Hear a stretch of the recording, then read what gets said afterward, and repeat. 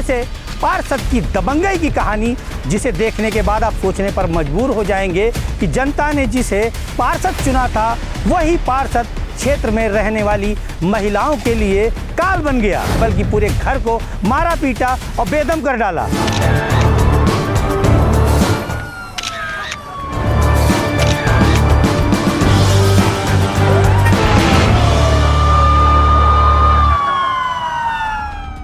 नमस्कार दोस्तों, मैं कमलेश फाइटर हाजिर हूं लेकर के आज एक ऐसे पार्षद की दबंगई की कहानी जिसे देखने के बाद आप सोचने पर मजबूर हो जाएंगे कि जनता ने जिसे पार्षद चुना था वही पार्षद क्षेत्र में रहने वाली महिलाओं के लिए काल बन गया।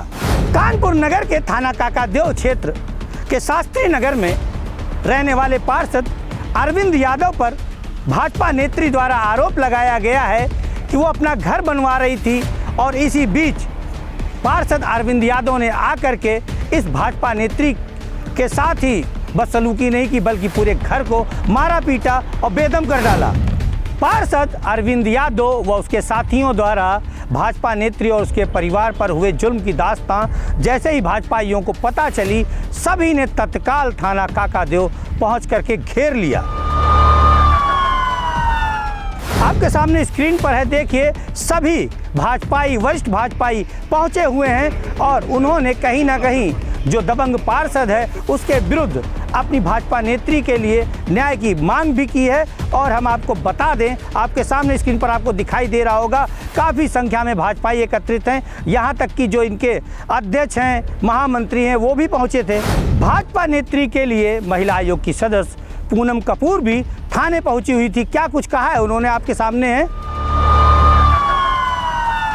एक्चुअली मैं हमारे भारतीय जनता पार्टी के कानपुर उत्तर जिले के उपाध्यक्ष हैं आप रंजीता पाठक जी। इनका फ़ोन हमें आया 1-1.5 घंटे पहले तकरीबन कि ऐसे ऐसे अरविंद यादव सपा का है 16-17 गुंडों के साथ मिलकर उन्होंने इनको अकेले मारा, थप्पड़ और इनके बाल पकड़ के खींचे और बोला तेजाब से नहला दूंगा।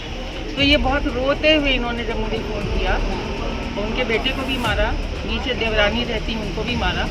तब फिर मैं सीधे यहाँ पे आई। जिलाध्यक्ष को मैंने सबसे पहले तो सूचना अपने जिलाध्यक्ष को दी, सुनील बजाज जी को। उसके बाद मंडल अध्यक्ष, क्योंकि मंडल का मामला है, और हमारे क्षेत्रीय पार्षद नीरज बाजपेयी और राहुल। आइए जो पीड़िता हैं भाजपा नेत्री, उन्होंने क्या कुछ कहा है वो भी सुन लेते हैं। ये अरविंद पार्षद है सपा का, ये हमेशा गुंडाई करता, आज नहीं कई महिलाओं को भद्र गालियाँ देता। जब भी कोई महिला निकलती तो बहुत गंदा शब्दों का इस्तेमाल करता है। मेरा बेटा भी वही खड़ा था, उसने मेरे बेटे को भी गंदी गाली दी। तो मैं सिर्फ इसलिए गई, मेरा बेटा मेरे घर आया, मैं नीचे हमारी दौरानी बुलाया कि भाभी ऋषु को गाली दे रहा है। तो मैं चली गई, मैंने कहा भैया तुम इसको गाली क्यों दे रहे हो, इसका तो कोई मतलब ही नहीं कोई।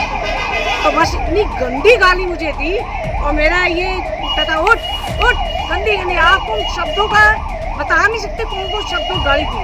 10-15 लड़के वहाँ बैठे थे, इसने मुझे धक्का दिया, मेरी चुन्नी पकड़ी, खींची इसने और इसने मुझे ऐसी कस के धक्का दिया और कहता ला इसके पत्ते चाप डाल दे, इसको मारो, इसको जिंदा नहीं जाना चाहिए।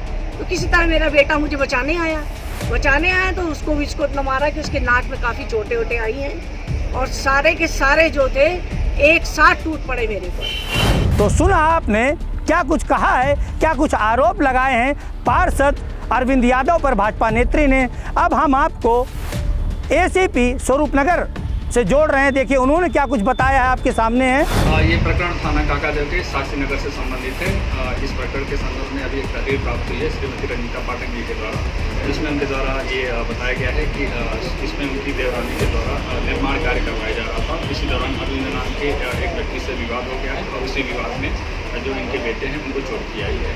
तो प्रकरण संदर्भ में अभियोग पंजीकृत किया जा रहा है और इसमें जो मुकदमा दर्ज कर अग्रिम विधिक कार्रवाई वो सुनिश्चित की जाएगी। अभी किसी गिरफ्तारी अभी प्रयास किया जा रहा है, जल्दी गिरफ्तारी कर ली जाएगी। इस प्रकरण के संदर्भ में जो विधिक कार्रवाई होगी वो जल्दी सुनिश्चित की। सर किस पार्टी के हैं पार्षद? ये सब जांच का प्रकरण है, अभी जैसे भी जांच होगी उसके बाद जो भी चीज़ें स्पष्ट होती रहेंगी आपको अवगत कराएंगे। और लोगों के नाम सामने आए क्या? ये सब विवेचना की विषय वस्तु है। फिलहाल तो जो तहरीर मिली है उसमें अरविंद का ही नाम है, अन्य लोगों के नाम पर भी विवेचना की जाएगी। इस मामले में हमने पार्षद अरविंद यादव का भी पक्ष जानने का प्रयास किया, किंतु पुलिसिया कार्रवाई के कारण शायद वो घर पर नहीं थे। फिलहाल जब कभी भी पार्षद अरविंद यादव अपना पक्ष रखेंगे तो हम उनके पक्ष को भी दिखाएंगे। फिलहाल हम खबर को यहीं ख़त्म करते हैं। अलविदा।